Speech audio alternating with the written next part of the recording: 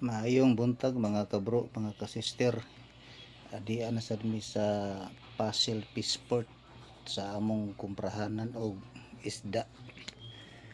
Mamili mi diri isda na may daghan diring gipang display sa mga tupper.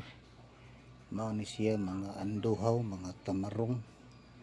Mamili mi ani arang-arang og presyo og gwapa-gwapa pud nga klase sa isda kay lisod man kayo kung magpataka la kag palit mahal unya lata na imo gini siyang tan-awon ang unsay hitsura aning isda nga imuhang paliton kay arkansi man ka kung dito lang gaghamag ani mahal ra ba unya sagulan og mga dili maayo.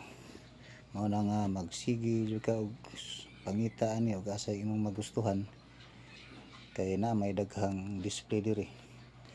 Ari baka diri sa mga pinom kung ganahan ka ring mga pinom nga ilang ipang display po diri, mamili ka diri basi na ay mga uyunan nimo diri nga mga putburon, mga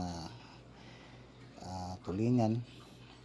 Dipili lang unsay imong mauyunan mao po imong paliton.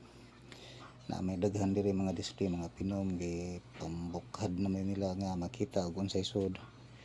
Mao ni siya nga ila ni silang gi pang display para makapili pud ang mga customer og asay ila. Ya karon kay nagsige man mi og suroy-suroy diri og kinsay amo ang mauyunan nga isda. Mao po imong paliton niya ipakarga po namo aning kargador nga among suki.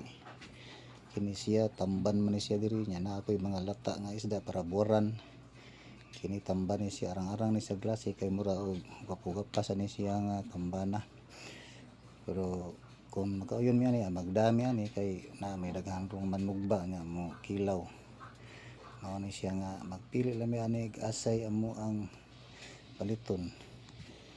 Kini diri kining mga uban diri nga nag sige og pang display ani kini mura ni siya og tamarog ni siya nga gagmay. Tamarong po ni siya kining naa sa banyera ang gipang patungan. Kay mao man ni sila ilahang trabaho diri sa Pasil mag-display unya ilang ukayon pod sa mamalitay kung kauyon ba kung makauyon ilang iribag. Mao ni siya mga kasister mga kabro, mao ni siya Fishport sa Pasil. Mao ni among kumprahanan diri isda.